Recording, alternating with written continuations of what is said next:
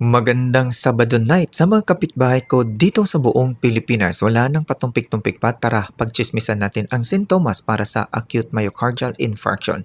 Ang mga common na sintomas para sa mga lalaki ay ang chest pain na ang malimit na description ay ang heavy chest pressure or squeezing pain in the middle of the chest. Ang chest pain ay nakakaabot sa left arm, left shoulder, and sa left neck. Nagkakaroon ng cold sweats or ang malamig na pawis at meron ding biglaang pagkakahilo or dizziness. Meron ding shortness of breathing during physical activity or kahit nagpapahinga. Ang common na sintomas para sa mga babae ay shortness of breathing even without any chest discomfort. Merong sudden, unusual or sudden extreme fatigue. Ang pain na nararamdaman ay sa likod o di kaya sa jaw pain or stomach pain. Meron ding nausea and vomiting or pakiramdam na merong bad indigestion or problema sa panunaw. Bakit nga ba merong chest pain? Ang biglaang pagkaka-shutdown or biglaang cut-off ng oxygenated blood flow ay apektado ang mga cardiac cells na naging rason sa biglaang pagbabago o pag-shift sa anaerobic metabolism from aerobic metabolism. Normally, ang puso ay almost relying on aerobic metabolism na kung saan ay makakakuha ng 95 to 99% of its energy galing sa oxygen-dependent oxidative phosphorylation. Sa madaling salita ay hindi pwedeng walang sapat na oxygen para sa puso upang ito ay makapag-contraction or bomba ng dugo na walang hintuan. Ngunit datapwat subalit ang serious coronary artery obstruction or complete obstruction ay ang naging rason sa biglaang paghinto ng oxygenated blood kaya't merong sudden serious ischemia or ischemic crisis na naging rason sa biglaang pag-shift ng mga cardiac cells into anaerobic metabolism. Ang nangyayari sa anaerobic metabolism ay ang anaerobic glycolysis upang ang nakatago o nakaimbak na glucose na kung tawagin ay glycogen ay magagamit as emergency upang kakayanin pang mabuhay o makasurvive ng mga apektadong cardiac cells tulad ng cardiomyocytes. Ang cardiac cells tulad ng cardiomyocytes ay merong pyruvate at nako-convert ito during severe ischemia or ischemic crisis sa lactic acid.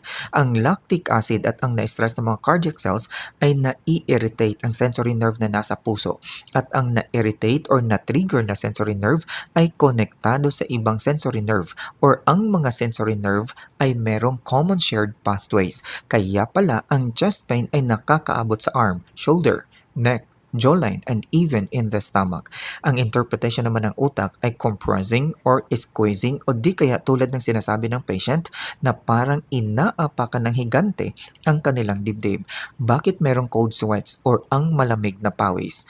Ang biglang pagkakahinto sa oxygenated blood circulation ay nagkakaroon ng body or physical stress o ang tinatawag na fight or flight response at ang stress na ito ay na-trigger ang sympathetic nervous system kaya't na-release ang adrenaline or epinephrine.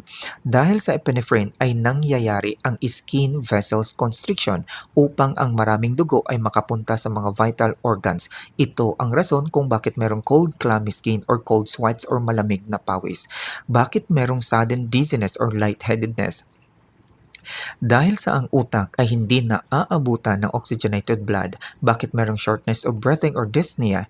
Ito ay dahil sa apektadong ventricles lalo na sa left ventricle na merong infarction ay hindi na kayang maka-eject ng dugo papuntang aorta. Ibig sabihin na ang left ventricle ay puno na sa dugo at fluids kaya't natrap at nagkaroon ng blood and fluid build-up doon sa lungs. Bakit merong pakiramdam na masyadong mahina ang katawan or severe fatigue? Ang biglang pagkaka-shutdown ng oxygenated blood sa muscles ng katawan o sa buong musculoskeletal system ay talagang mangyayari ang panghihina ng buong katawan. Bakit merong nausea or vomiting or bad indigestion? Ang lower part ng puso ay malapit lamang sa vagus nerve. Ang vagus nerve ay naaapektuhan dahil sa lactic acids. Ang vagus nerve ay primary connected between the brain and digestive system. Bakit nga ba ang mga lalaki ang mas natatamaan ng acute myocardial infarction or acute heart attack? Ang simpleng sagot pero napakakatotohanan at lumalabas sa mga research studies ay dahil sa lack the natural protective effects of estrogen tend to store dangerous belly fat, have higher rates of unmanaged lifestyle habits like smoking, drinking alcohol, and frequently delay seeing a doctor. Ano naman ang mga diagnostic test na gagawin? Antabayanan niyo po ang next video. Hanggang dito na lamang po. Daghang salamat. Signing off, Bongits!